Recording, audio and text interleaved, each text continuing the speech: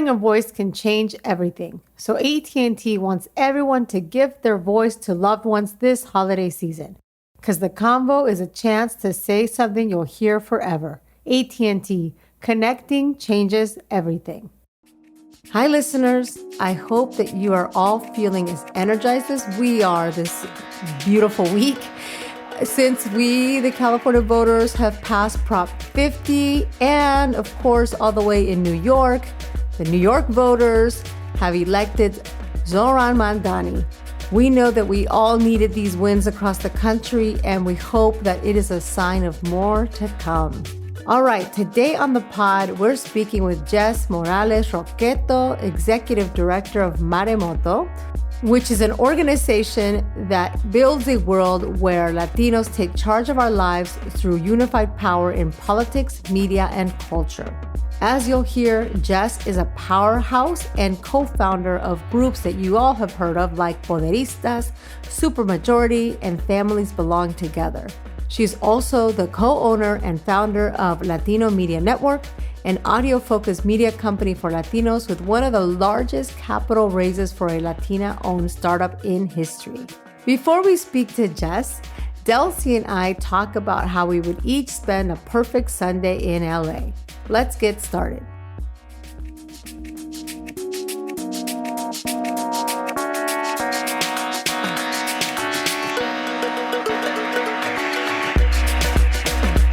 Welcome to Tamarindo Podcast, hosted by me, Brenda Gonzalez, a fitness coach, political nerd, and nonprofit capacity builder. And me, Delsy Sandoval, a Guatemalan-American licensed therapist and passionate creativity advocate. Together, we're here to uplift our community through powerful conversations with changemakers, creatives, and healers. Each week on the pod, we talk politics, culture, and personal development. Listeners call Tamarindo the Advocacy and Self-Love Podcast. Vámonos! Let's start the show.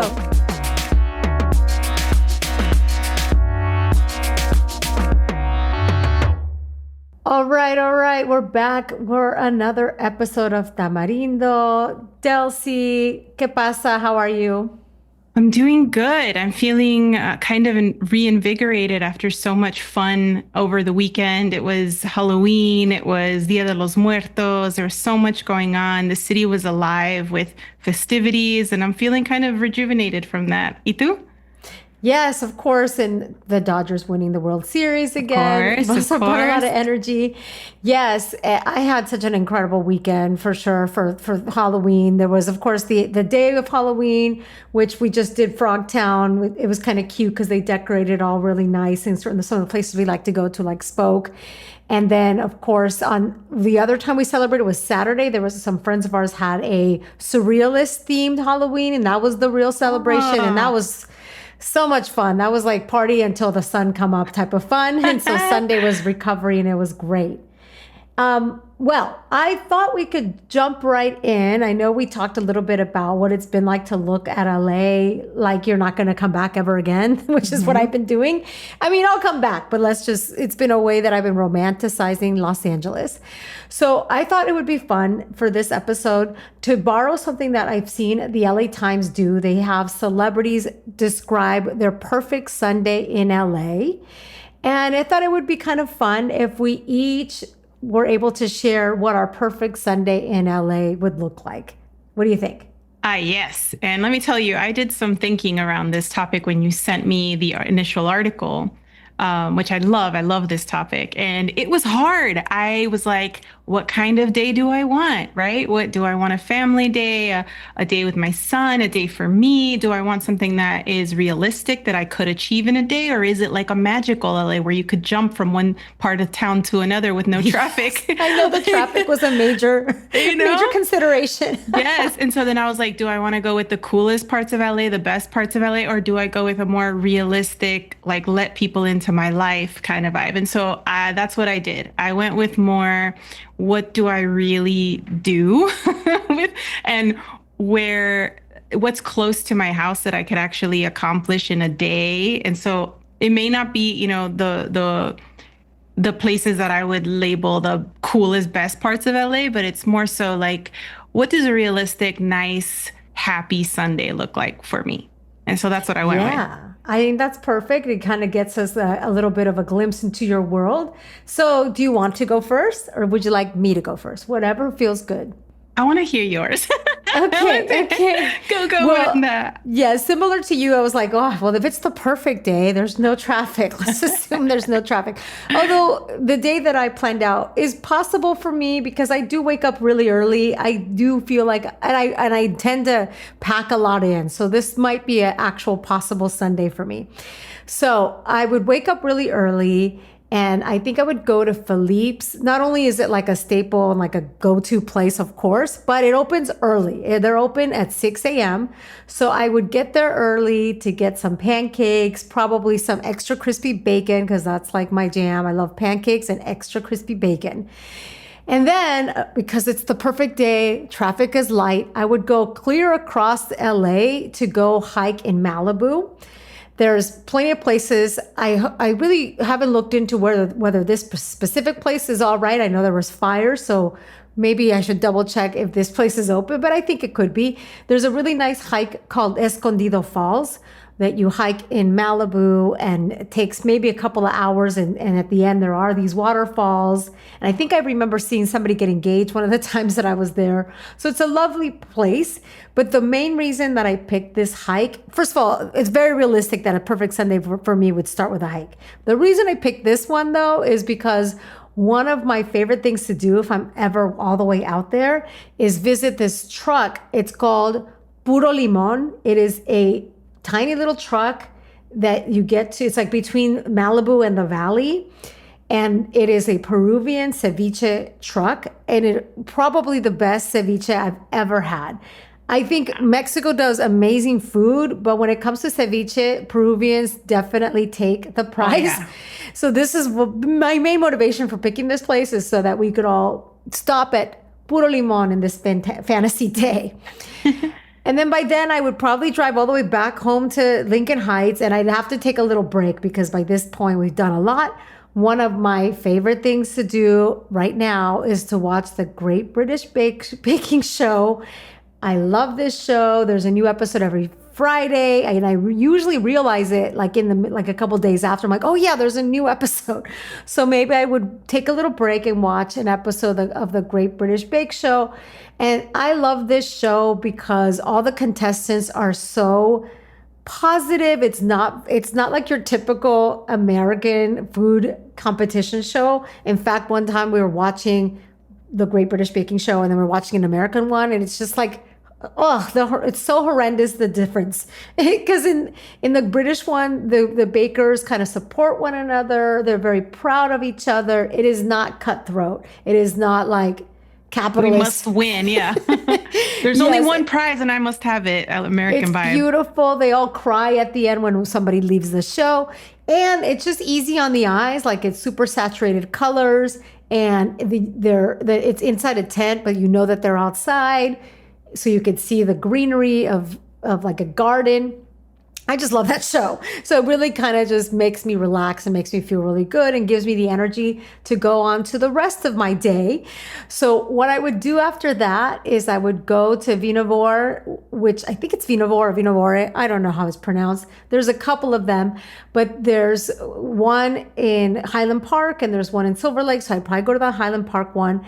And I like this place because it's a woman.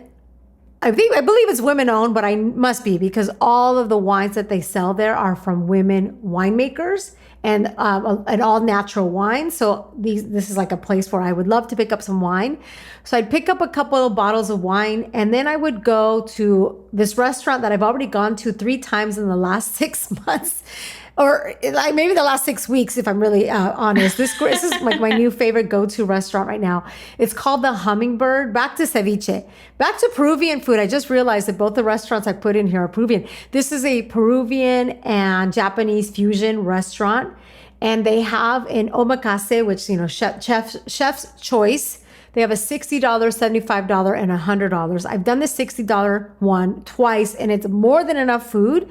The best thing about this place is that you can bring your own wine. So I would get those bottles that I picked up from Vinavore, and I would go what I did recently is I went with Jeff and I went with another couple that are dear friends of ours. And it was just so wonderful to be like just two and two, conversing, drinking wine, and course after course of incredible food. Every single dish is amazing.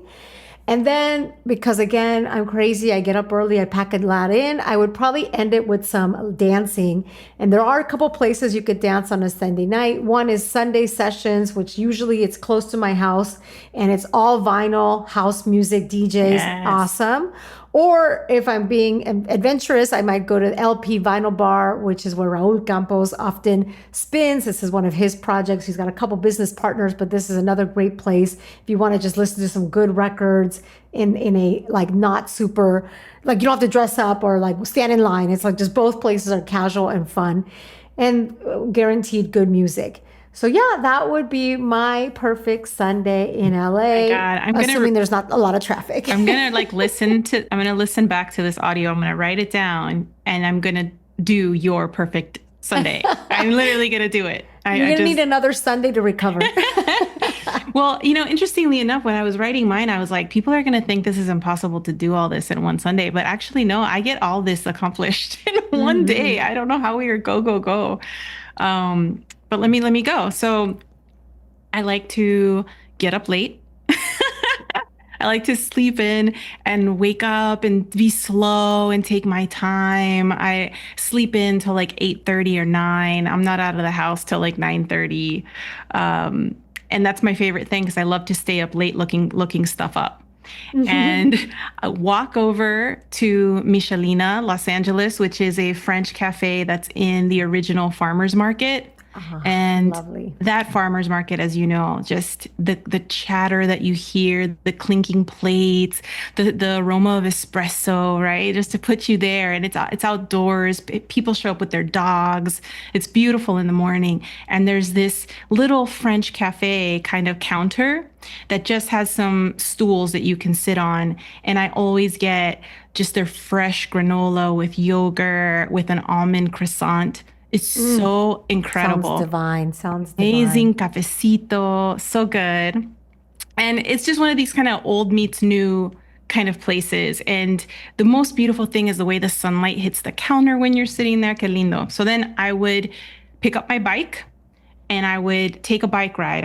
I absolutely love being active in the morning. Love to take a bike ride through the streets, through some of these really beautiful palm-lined streets in the area. So if you don't know this area, like around Mid-Wilshire, there's insane amounts of 1930s to 1950s apartment buildings. They're so gorgeous. The architecture is beautiful. All the homes are really lovely. And so taking your bike through weaving in and out of those streets is so lovely. If you feel like you're in the past, kind of old Hollywood vibes.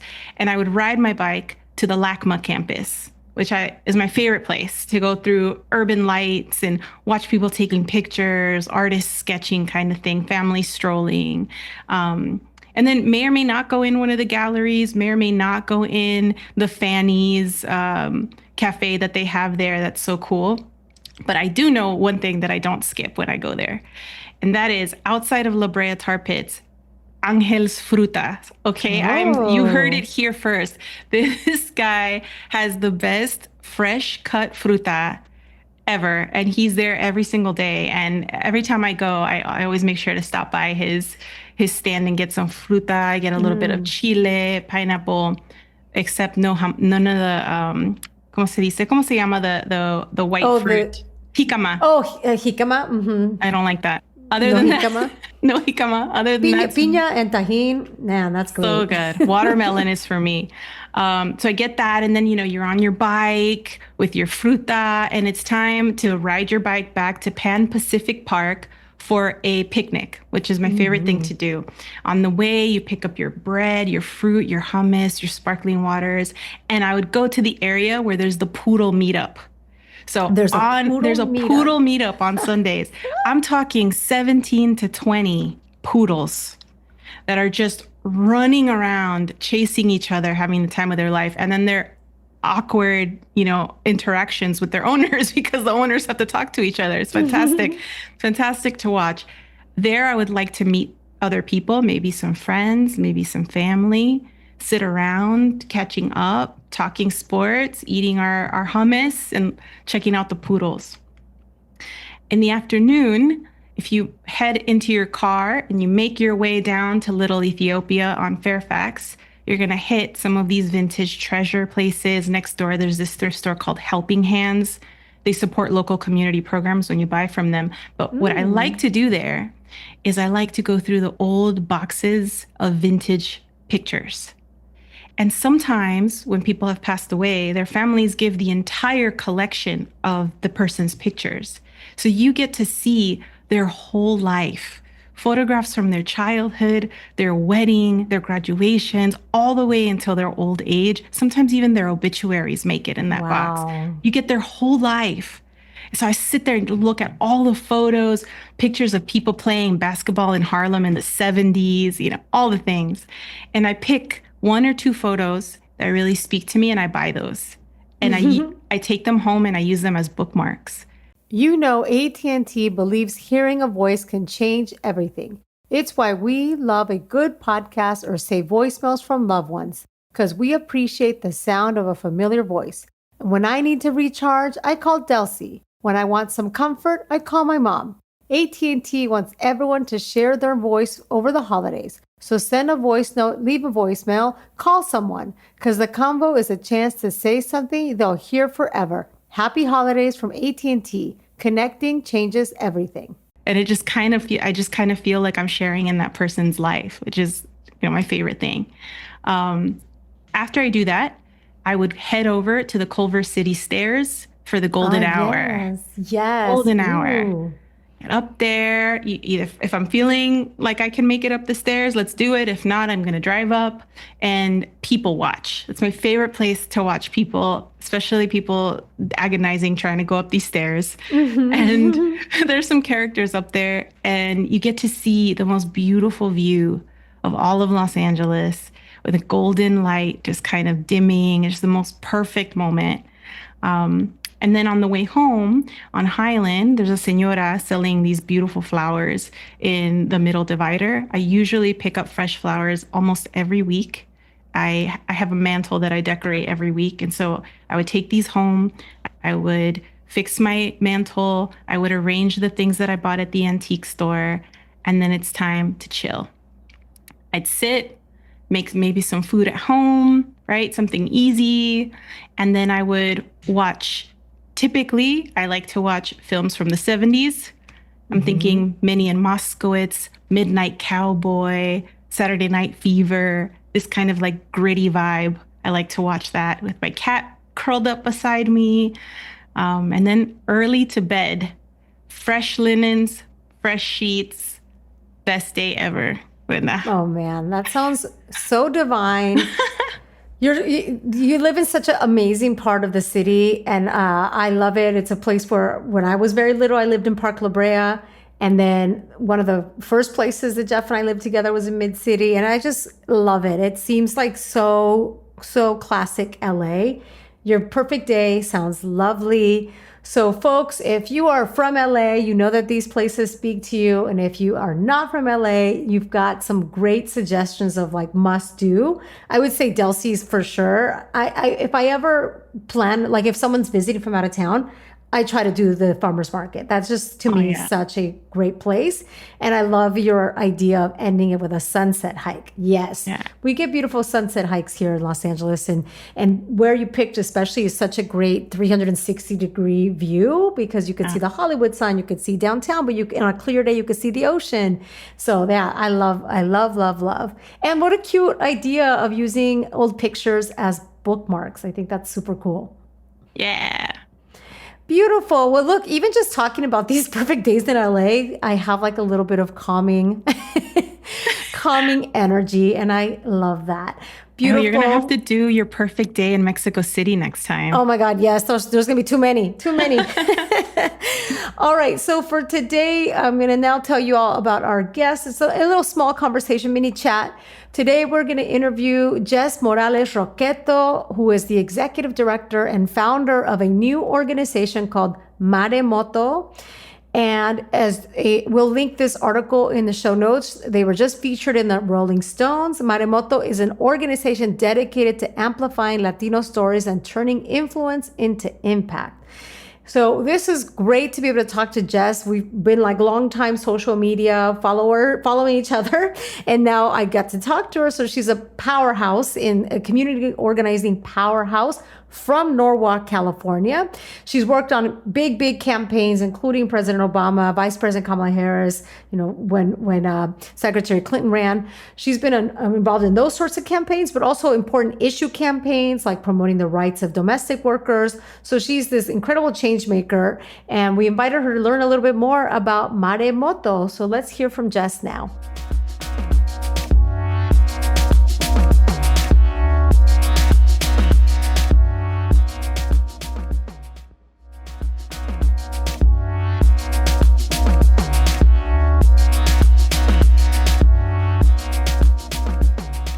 Well, first, Jess, I want to welcome you to Tamarindo. It's great to finally have you on. Thank you. I'm a regular listener, so very excited to be on.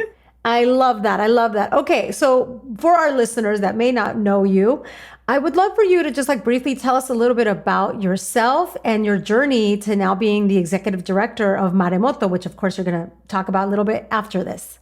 Yes. Well, I'm from Norwalk, California. So for people who don't know, that's a working class community kind of in very south Los Angeles. And my parents are both Mexican. And, I like to say that I feel like I grew up in a normal family. We kept our pots in the stove. We went to church on Sundays. My dad's part of the Knights of Columbus. My mom teaches Sunday school. And I didn't realize... truly, I thought everyone ate tortillas and carne asada for dinner. I thought everybody had rice and beans on the table every night. And then I went out into the real world, realized that wasn't really the case. And even though I grew up in a super diverse neighborhood, we're a Latino family and we always hung out together. My mom's one of 7, my dad's one of 10. We have a huge, massive family. I haven't even met all of them. Then I went to the East Coast for college. Total crazy culture shock, which I say because I learned so much about how people interact with people of color and how different that is from the East Coast to the West Coast. And I feel like that was a huge part of my own kind of political identity and how I became really active in this work. In the East Coast, everything was literally more black and white. People did not always think about or include Latinos, especially when, a while ago when I went to college.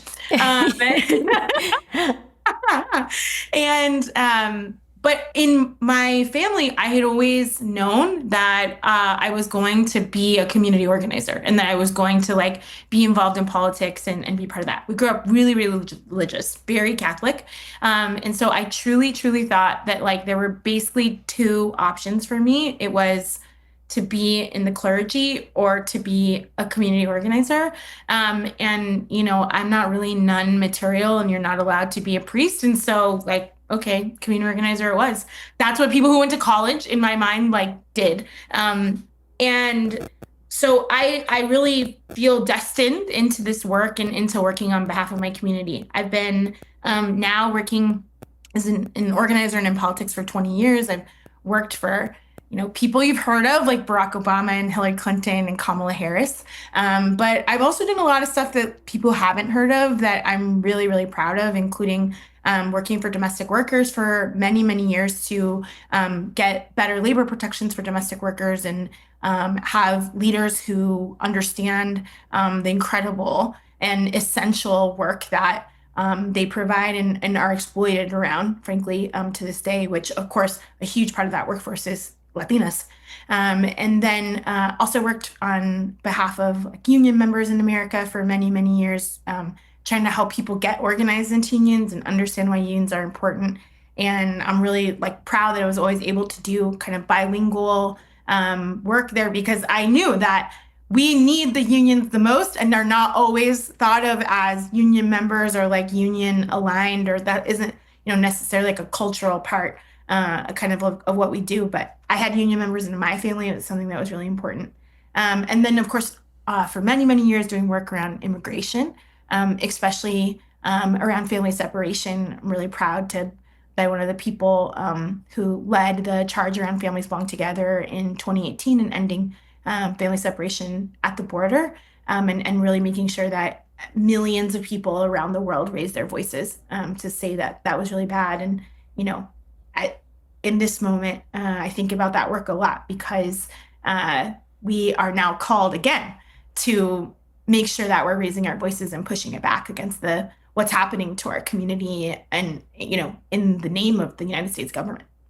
Yeah, so you bring this decades long, although of course you must have started when you were 3, decades long experience to this movement of pushing back against what's happening and continues to happen right now. So you're part of Maremoto, which, by the way, fabulous name. So tell us, what is Maremoto and what inspired this? Yeah, you know, it's really born from a very simple but kind of transformative idea that our culture and culture in general is not a side note to change, but it's like really the engine of change. I think lots of people probably have this experience, like politics is boring, politics is elite. I don't know what to do. And when I try to figure out like what I should do, people don't give me good answers. Like I can't get any straight answers from people that are kind of like engaged in the work of social change. And I think a lot of that is because we are not at the forefront of trying to actually be bold and innovative like in this space. And at Maremoto, we spent the last 4 years building, testing, and scaling really ambitious initiatives that build power for the Latino community across politics, media, and culture, which are 3 areas that we really feel like we need to push together to really build our power. For us, we want to build something that feels untraditional and doesn't really fit in any box. We are kind of part media company, part creative studio, part movement hub. And we think that that's really important because that's where people actually are. And we want to talk to people, everyday people who understand what's going on in the world. And I think most importantly, understand it's not working for them and want to find new solutions and really bring about the change that we talk about often, but haven't always been able to deliver. You know, AT&T believes hearing a voice can change everything. And if you love podcasts, you get it. The power of hearing someone speak is unmatched. It's why we save those voicemails from our loved ones. They mean something, you know? For me, when I need a one-on-one holiday boost, I know who to call. My mom. Her voice always feels like home. And when I need to get hyped for something big, it's my best friend, Evelyn. Her voice gives me that lift I didn't know I needed. AT&T knows the holidays are the perfect time to do just that. Share your voice. If it's been a while since you called someone who matters, now's the time because it's more than just a conversation. It's a chance to say something they'll hear forever. So spread a little love with a call this season. Happy holidays from AT&T. Connecting changes everything. And would you say that the people on our side, are we catching up? Or, you know, that's my assessment. What would you say to that? Yeah, it's a really, really good question. You know, I think that, I think there's a couple things.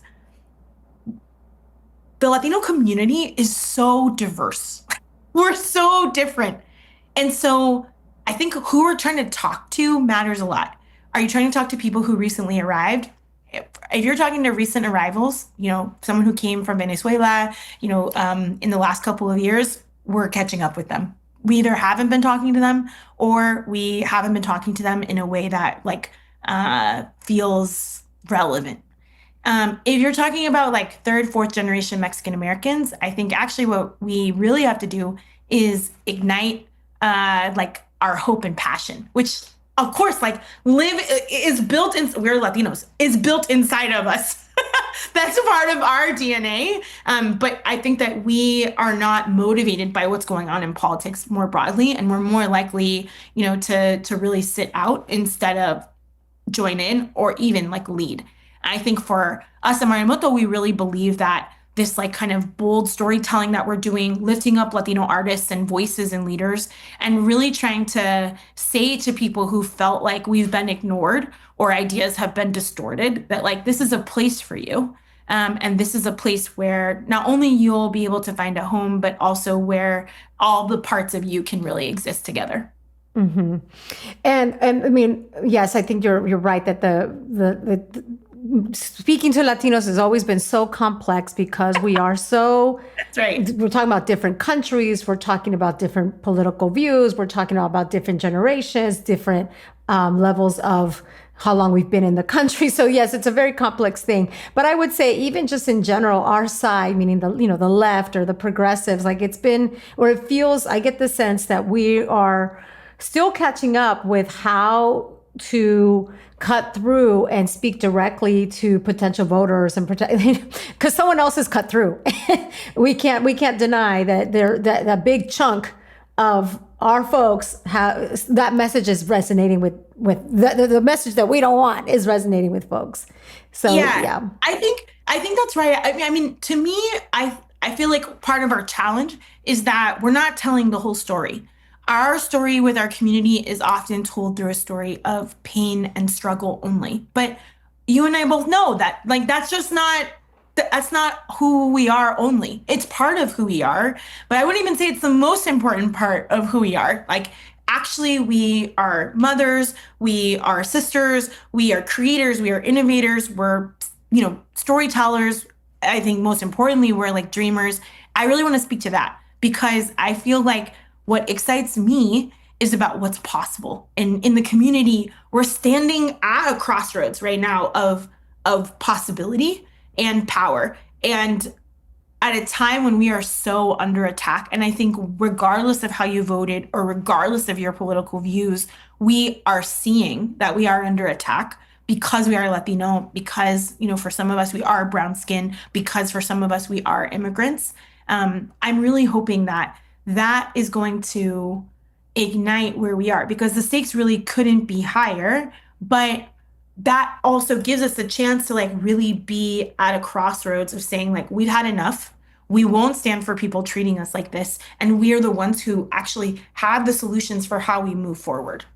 Yeah, I love that. And I also love earlier how you mentioned how we really want to tap into possibility and hope and optimism, because I know that something that also turns me off is folks that I know we're on the same side, we believe the same things, but have this sort of snark tone or this tone that doesn't really call people in. It really turns people off. So I really like that the direction is really tapping into the possibility, tapping into the hope, tapping into the optimism that we know has always, time and time again, research after research will say, we are optimists. We are, this is our power. This is our strength. Absolutely. You don't cross oceans, change countries if you are not a person who truly believes that change is possible, that you can make that change, that you can have success. I think that is at the core of who we are, not just as Latinos, but specifically as Latinos who live in this country right now. Mm-hmm. Okay, so folks that are listening, we're hearing what Maremoto is about. I love the word, by the way, thinking about this earthquake in the ocean, the wave that we are and the power that we can be. So what I wanted to get at was, where do people actually find Maremoto? What is it? What is it? Yeah. Yeah, great point. Okay, a couple different things. And so hopefully you can also put them in show notes so that people can get to that too. But you can visit us on our website, which is somosmaremoto.org. And that is where you can find out more about what we're doing and kind of what our goals are. Also, of course, we're on Instagram, just like everybody, at Somos Maremoto. And I think the last thing that you can do, and if you follow us on Instagram, we'll post a bunch of this stuff. But we make a lot of content, and specifically, we have a bunch of YouTube shows that I want you to know about. If you are interested in news, if you're interested in commentary, if you're like a bro who wants to talk to other bros, we've got you there.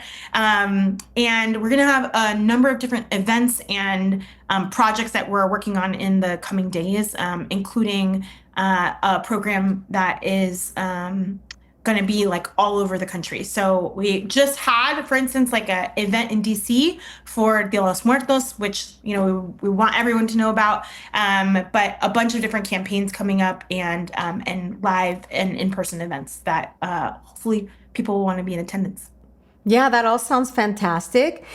And we will definitely include the notes for all that. And like like the reason I reached out, because I right away, just like seeing you all launch on social media. Of course, now you're giving us the behind the scenes that this isn't just, it didn't just start yesterday. This is a four-year effort and just now launched on Instagram.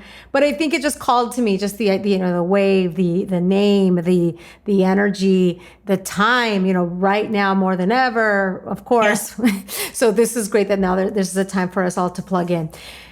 And then, absolutely. I mean, I feel like to me, it's not just like a project or an organization. You know, we're a movement, and our movement is rooted in courage, creativity, and collective power. That's how we believe that we can build something that is ready for the future, so that what is happening to us now doesn't happen again. And I think what I'm learning, like every single hour, every single moment right now, is if we're not building for ourselves, no one will build for us. And there's no one who's going to come and rescue us either. We're the ones who will create that power. Yes, look around. It's us. It's us. That's who we're waiting for us. Okay, and then just for fun, especially since I know that you are a listener, we like to do these fun rapid fire questions. So whatever comes to mind, there's no right or wrong answers. The first thing is, what goes en la basura? What do you want to cancel, throw away? Could be a concept, could be a thing, whatever, pet peeve, anything that comes to mind. What goes en la basura? Okay, mine is people at work texting you about work. I want those people to email me. Yes, email me. Bring email back. Like, or even, you know, I'll take a Slack, whatever. Absolutely. But do not, yes, please. We're all trying to break up with our phones a little bit, right? Exactly. Don't help me help you. Help us. So let's all break up together. Exactly. People who are not letting me break up with my phone, in the trash. Yes. Okay. I love that. Okay. Matraca, something you're celebrating. What is one thing you're celebrating? For me right now, I am celebrating that I just moved to a new city, and I'm exploring my new city, and in particular, trying to be really intentional about supporting small businesses. So I'm celebrating small businesses right now. Yes. I think the city is one of my favorite cities. If it's Chicago, is that correct? Yes. I love Chicago, and all our love to Chicago right now, especially, always, but especially right now. So yes, love that you're in Chicago, amazing city. And well, winter's coming, so. It's still great. It's still great. As everyone reminded me when I moved here, it's a good place for climate change. Yes. Okay. So the other one is something that's inspiring you. And I'll just take a pause to say that something that when I am not breaking up with my phone and I'm looking at my phone, I know one thing that you do really well is you also critique fashion, right? Like award show fashion. I love it. I love it. I get my fix on what people are wearing, what you like. So I take inspiration from that. But what's one thing that's inspiring you? And it could be a book, a movie, a show, or anything that's bringing you some inspiration. Yeah, I'm okay. So yesterday I started working my way through the New York Times top 25. It's like top 100 movies of like the 21st century. So I started working on like, okay, which ones have I seen and which ones do I want to see? Because I love seeing people who are like 100% in their bag. Like when someone is doing the thing that they do really well at the highest level, that is just like so inspirational to me as an entrepreneur, as someone who's trying to create things in the world. So like, I guess as a creator of sorts, I'm so inspired by the idea of this thing didn't exist and you made it exist. And then not only did you make it exist, it was amazing. It was so incredible that it inspired like other people. Like I'm always trying to think about how can I create experiences, movements, events that like do that as well. And so that's where I'm going to like kind of take my inspiration right now. Yeah, and I love the movies. I got to say, I'm a big lover of movies. Okay, well, this was a delight. Thank you so much for spending some time with us, and we'll make sure that folks get plugged in and we'll gather all that stuff for the notes of this episode. Thank you so much. Thank you so much. Appreciate you.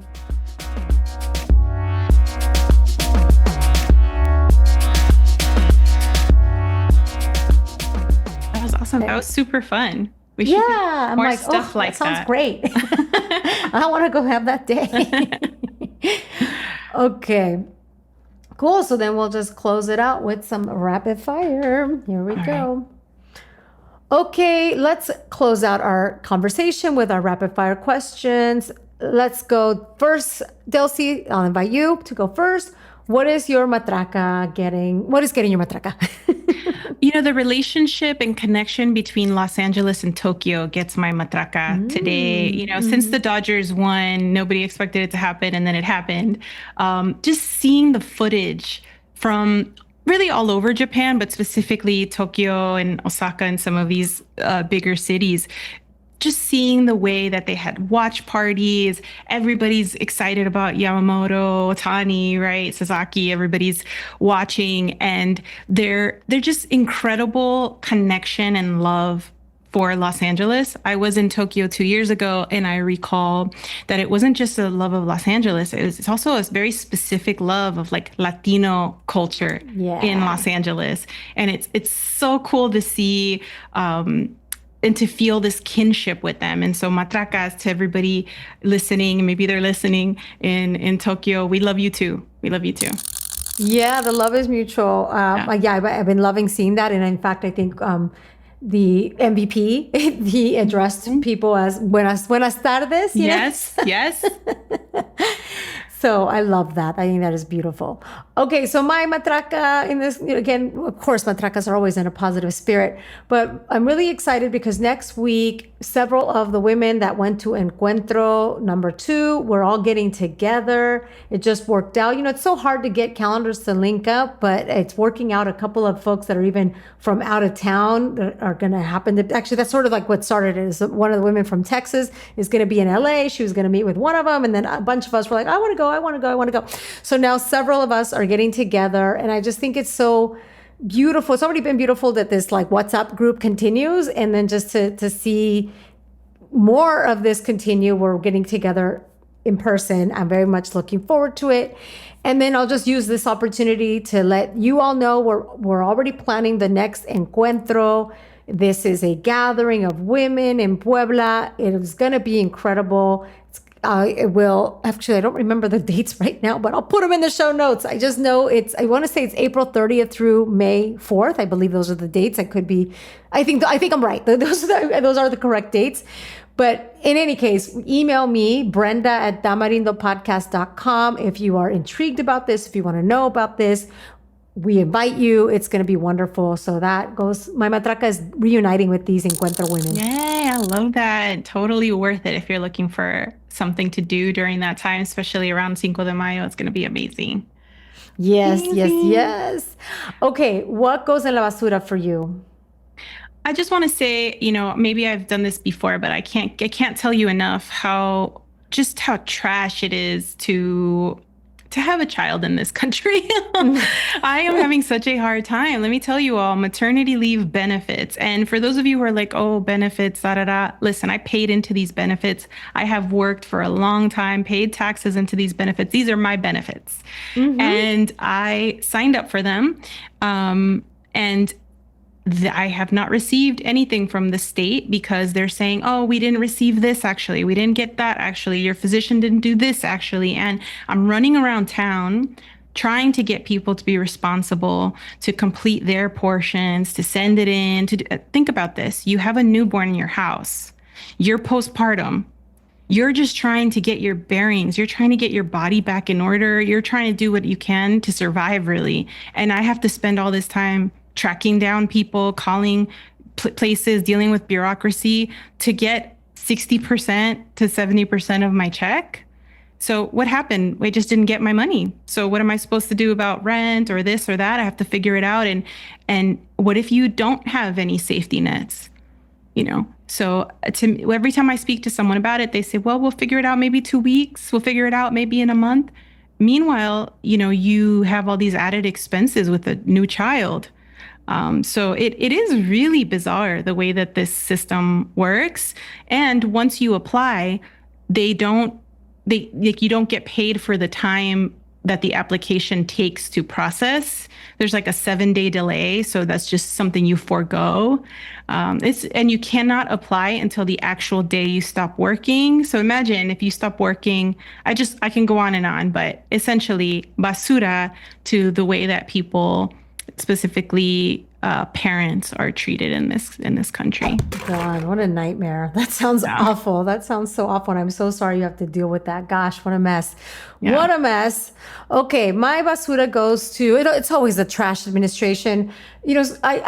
I try to take care of myself. I try to just read headlines and avoid the news, getting too stuck in the news because it's just so frustrating. But oftentimes I'm listening to NPR and just like I'll get a snippet of a story and it's always like, what the fuck? They're doing that? Here's another one. The latest in what the fuck. Okay, so the trash administration's latest pendejada is that they will cut off student loan forgiveness programs for what the trash administration deems to be, quote unquote, supporting terrorism. So in the eyes of the trash administration, if let's say you were working for an organization that provided gender affirming care, that might be supporting terrorism according to this piece of shit administration.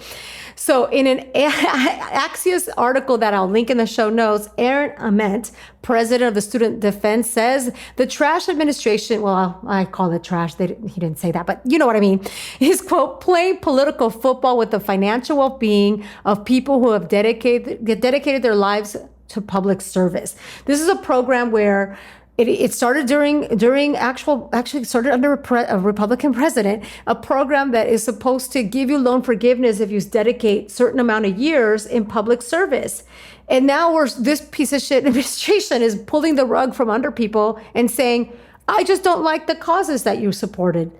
It's bullshit. It's illegal. It's horrible. And it's just the latest of the pendejadas and the basura of this week. Of course, there's the basuras that never ending, but that's the one, the latest one that pissed me off. That's horrific. Let's move into inspiración, shall we? What's your inspiración for the week, Brenda? Well, this time I want to think forward looking and something that I'm sure will inspire me. And this way folks can get tickets and support. So I want to give a shout out to poet and playwright Yosimar Reyes, who was a guest on this podcast many, many years ago, but we've been following his work for a long time. Just a fantastic poet, writer, and just a great leader. And he created this one-man show called Prieto, and he's bringing it to Los Angeles. In this one-man show, Yosimar narrates his undocumented journey from rags to high fashion in the hood. And you all can catch it November 20th through the 23rd. There's several showings, several opportunities for you all to support this. And you can get tickets at yosimarreyes.com.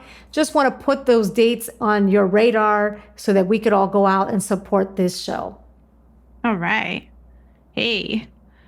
For me, I would say my inspiración is twofold. For one, I went to the Hollywood Forever Cemetery Dia de los Muertos event on Saturday. Unbelievable to see the amount of altars that were created, some by organizations, some by individuals, some by families, and just so meaningful, beautiful, some to like big rock stars, right? You've got like the Ramones and all these different people. And it was just lovely to see, really emotional, really connecting, really fun.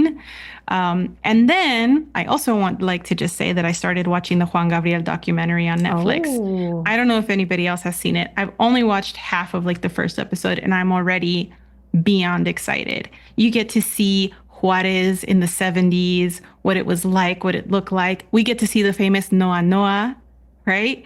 And all of these different places and moments from Juan Gabriel's life and his fabulous youth that is just so filled with like all these picturesque moments. It's just such a great documentary and it's from his archives. So if you haven't checked it out, check it out. Super inspirational. I'm going to finish it. Yes, that's a good one. That's a good one. I had forgotten that that's already out. Yeah. Something to do this weekend. Love it. Okay, with that, y'all, I want to invite you to please write us an Apple Podcast review. We've said it before. We're saying it again. It really, really keeps our work going. And if you like this episode, share it with a friend, help us get the word out, get more listeners, and help us grow our Tamarindo familia. With that, ponte un suéter. Y saludos a la familia. Ciao. Tamarindo Podcast is hosted by Brenda Gonzalez and Delsy Sandoval. We're also the show's executive producers. Jeff Rickards wrote our theme song, and Sonoro Media's Karina Riverroll provides production support. If you like what you hear, please take a few minutes to rate and review Tamarindo Podcast or share this episode with a friend. It really helps us grow. To get in touch with us, find us at tamarindopodcast.com. Thank you for listening.